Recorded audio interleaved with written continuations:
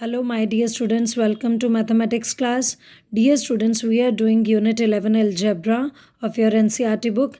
Now, in this video, we will do question number 2 and 3 of 11.4 exercise Unit 11. In my previous two videos, I had taught you question number 1. So, let's start with question number 2, 11.4 exercise.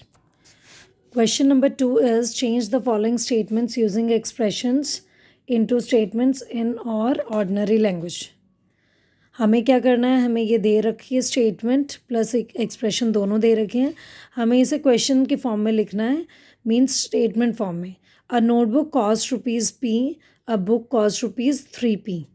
तो बेटा हम क्या लिखेंगे, a book cost 3 times the cost of a notebook. Like हमें ये दे रखा है a notebook cost rupees P, a book cost rupees 3P. तो हम ये यहाँ से स्टार्ट करेंगे जहाँ कॉम्बिनेशन है. ये कॉम्बिनेशन किसके लिए, बुक की कॉस्ट के लिए. तो हम लिखेंगे a book cost 3 multiply by P है, तो 3 मल्टीप्लाई के लिए क्या वर्ड होता है, times. A book cost 3 times, किसका 3 times, P कौन है, cost of notebook, 3 times the cost of notebook. इसी तरह हम बी पार्ट करेंगे. बी पार्ट में अब क्या बोल रहे हैं देखते हैं हम. Tony puts Q marbles on the table. Tony ने क्यू मार्बल्स टेबल पर रखे. He has 8 Q marbles in his box. Box में कितने हैं, 8 मल्टीप्लाइड बाय क्यू. तो कॉम्बिनेशन में ये है, हम यहाँ से स्टार्ट करेंगे. टोनीज बॉक्स कंटेन्स, टोनी के बॉक्स में कितने मार्बल्स हैं, 8 मल्टीप्लाई के लिए टाइम्स, 8 times क्यू. क्यू क्या है, मार्बल्स ऑन द टेबल. तो हम बोलेंगे Tony's box contains 8 times marbles on the table. B का आंसर हम लिखेंगे Tony's box contains 8 times 8 Q है, तो 8 मल्टीप्लाई के लिए आ जाएगा times. Tony's box contains 8 times Q. Q क्या है, number of marbles on the table. तो Tony's box contains 8 times marbles on the table. Marbles on the table, इस तरह से लिखेंगे हम. Let's C now C part. C part देखते हैं क्या है. सी पार्ट में बोल रहे हैं our class has N student. हमारी क्लास में एन स्टूडेंट्स हैं. The school has 20 N students. Combination में स्कूल के बच्चे दिए हुए हैं, तो हम लिखेंगे total students in a school are 20 multiply है तो times. Total students in the school are 20 times the number of students in our class. तो हम लिखेंगे आंसर, क्या लिखेंगे, our school has N students, the school has 20 N students. तो total students in a school are 20 times, multiply है तो times the number of students in our class. Total students in a school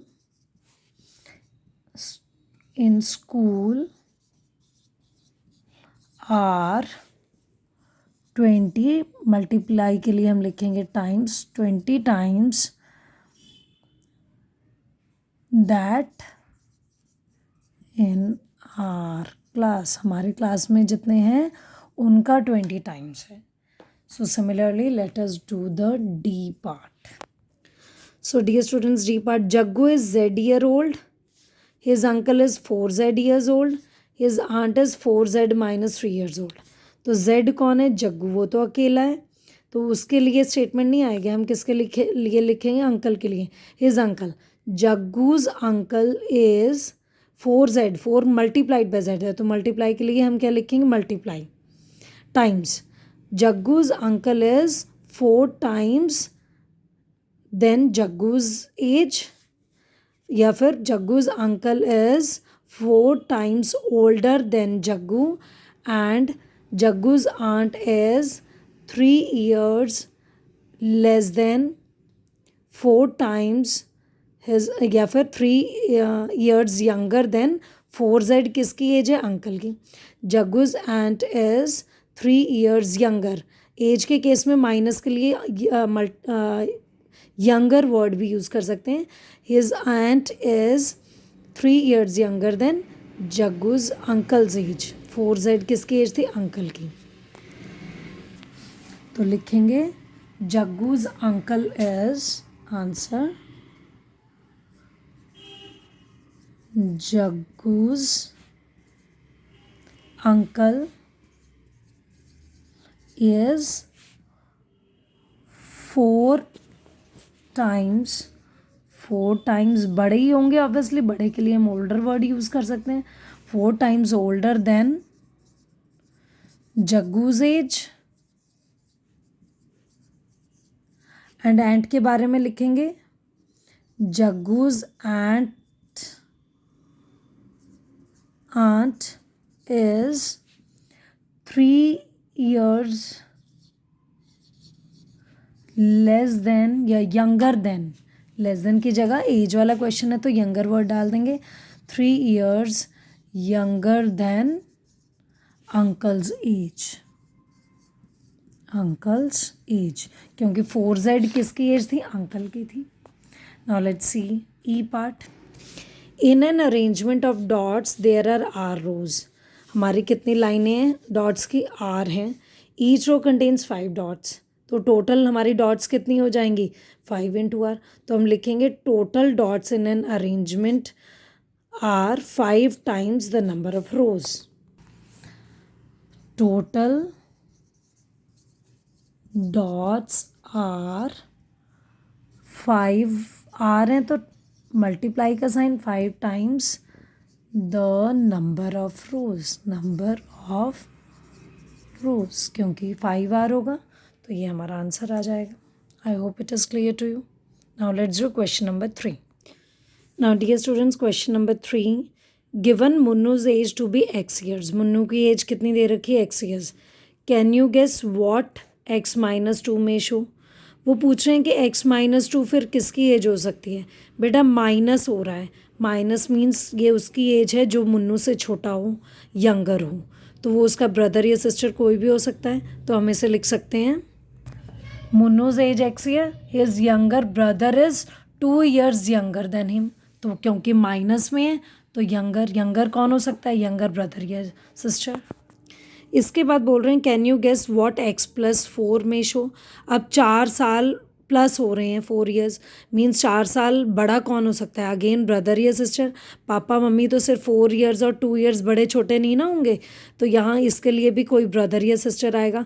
बड़े हैं, बड़ों के लिए Elder word use करते हैं. तो इसको हम लिखेंगे ऐसे हिज एल्डर सिस्टर. यहाँ सिस्टर या ब्रदर कुछ भी लिख सकते हैं. हिज एल्डर, लेकिन बड़े हैं. बड़े क्यों? क्योंकि प्लस हो रही है एज. तो ये किसी बड़े की एज है और बहुत ज़्यादा बड़े भी नहीं है, इसलिए ब्रदर या sister. His elder sister's age is 4 more than his age. 4 years more than के लिए प्लस हिज एज, क्योंकि एक्स किसकी एज है? मुन्नू की. देन वॉट 3 + 3x + 7 में शो.